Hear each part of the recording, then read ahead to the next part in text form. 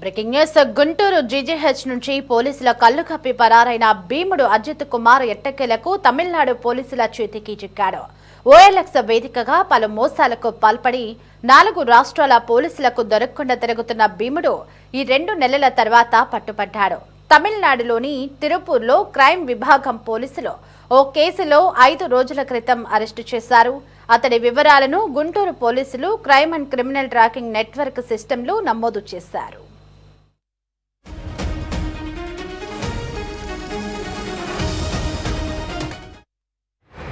వాడు వెళ్ళిపోయాడు కదా. ఊరి బాగా లూజ్ షర్టు అవన్నీ ఉన్నాయి కదా, వాడిని ఈజీ గుర్తుపట్టవచ్చు.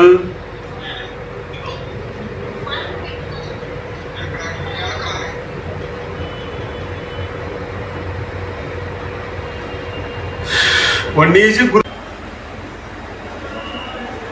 ఏడి ఎక్కడ కొద్దిగా వెనకరాని. వాడు వెళ్ళిపోయాడు కదా.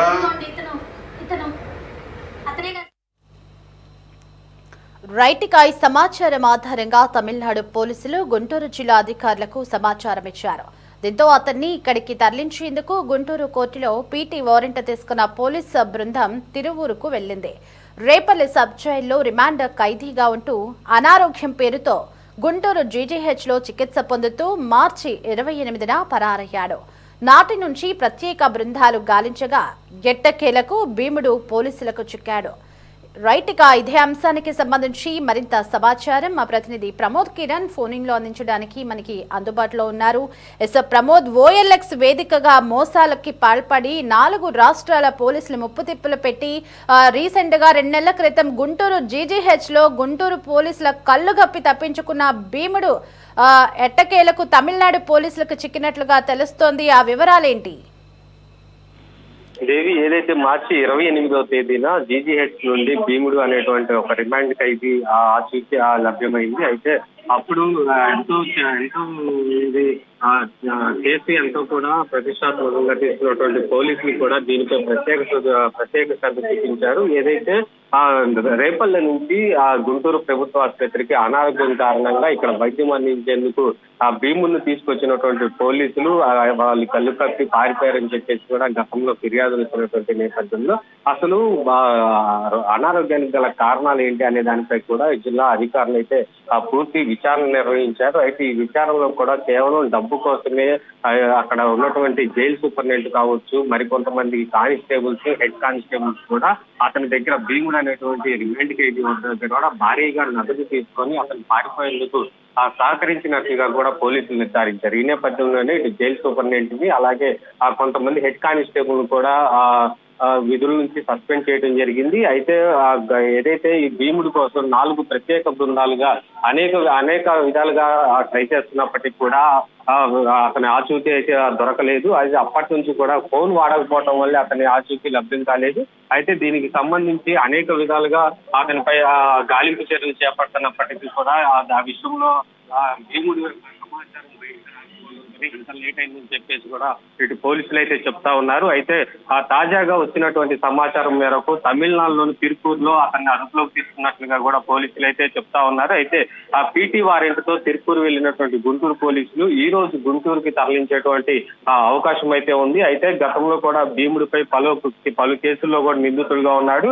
అయితే ఒంగోలులో రిమాండ్ ఖైదీగా ఉన్నప్పుడు కూడా ఈ భీముడు అనేటువంటి రిమాండ్ ఖైదీ పారిపోయినటువంటి పరిస్థితి, ఇప్పుడు గుంటూరు ప్రభుత్వ ఆసుపత్రిలో పారిపోయినటువంటి పరిస్థితి. అయితే దీన్ని తీవ్రంగా ఇటు పరిగణించినటువంటి పోలీస్ అధికారులు మాత్రం ఈసారి మాత్రం అతన్ని పకడ్బందీగా తీసుకొచ్చేందుకు ప్రణాళికలు సిద్ధం చేశారు. అయితే జైలర్ తో పాటు దీనికి సంబంధించినటువంటి ఎవరైతే నిందితులు ఉన్నారో వాళ్ళని కూడా భీముడితో పాటు మరిన్ని విచారణ చేసేటువంటి అవకాశం అయితే ఉంది. అయితే అతను కేసుల్లో ఎలాంటి ముద్దాయిగా ఉన్నాడు, అసలు ఓఎల్ఎక్స్ వేదికగా ఎలాంటి నేరాలకు పాల్పడ్డాడు, ఆ డబ్బుని ఎవరెవరికి పంపించాడు అంటే పోలీసులు ప్రధాన ఆ పాత్ర పోషించారని కూడా పోలీసులు చేశారని చెప్పేసి కూడా ఇటు నిర్ధారణ అయినటువంటి నేపథ్యంలోనే ఇటు ఏదైతే ఆ అకౌంట్లకు సంబంధించిన డీటెయిల్స్ కూడా ఇప్పటికే తీసుకుంటా ఉన్నారు. అయితే భీముడు పారిపోవడానికి మరికొంతమంది కూడా సహకరించారు అని చెప్పేసి కూడా పోలీసులు అయితే చెప్తా ఉన్నారు. అయితే ఈ యొక్క భీముడు ఏదైతే గుంటూరు తీసుకొచ్చి మరలా రేపల్లి తీసుకువెళ్లి విచారించేటువంటి అవకాశం అయితే ఉంది. ఈ విచారణలో మరికొంతమంది ఏదైతే ఈ యొక్క భీముడు అదే పారిపోయినటువంటి సందర్భంలో అక్కడ ఉన్నటువంటి కానిస్టేబుల్స్ ఎవరు కూడా ఆపడానికి ప్రయత్నించలేదు.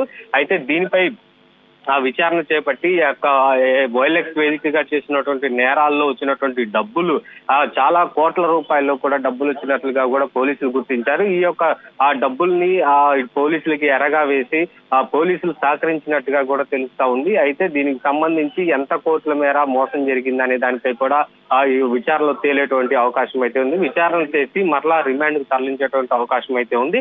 అయితే రిమాండ్ చేసిన అనంతరం మరలా అతనిపై గట్టి నిఘా ఉంచి లేదంటే మరలా ఏమన్నా ఇట్లాంటి సందర్భాల్లో పోలీసులు ఏమన్నా అతనికి సహాయం చేస్తారా లేదా అన్నదిపై అనుమానాలు కూడా పెద్ద ఎత్తున వెల్లువెత్తుతున్నటువంటి నేపథ్యంలో అతనికి స్పెషల్ బ్యారెక్ కూడా ఉంచేందుకు అక్కడ పోలీసులు అయితే సిద్ధమయ్యారు. అయితే కోర్టులో హాజరుపరిచిన అనంతరం మరలా కస్టడీ పిటిషన్ వేసేటువంటి అవకాశం అయితే ఉంది. ఆ కస్టడీ కనుక కోర్టు కనుక అనుమతిస్తే మాత్రం అతన్ని ఒక 3 రోజులు విచారించేటువంటి అవకాశం అయితే ఉంది. 3 రోజులు విచారించిన అనంతరం కూడా ఈ యొక్క కేసుల్లో ఎవరెవరు ముద్దాయిలు ఉన్నారు, ఎవరెవరు పోలీసులు సహకరించిన వాళ్ళు ఉన్నారు కూడా స్పష్టత వచ్చేటువంటి అవకాశం అయితే ఉంది. Right Pramod, thanks for the updates.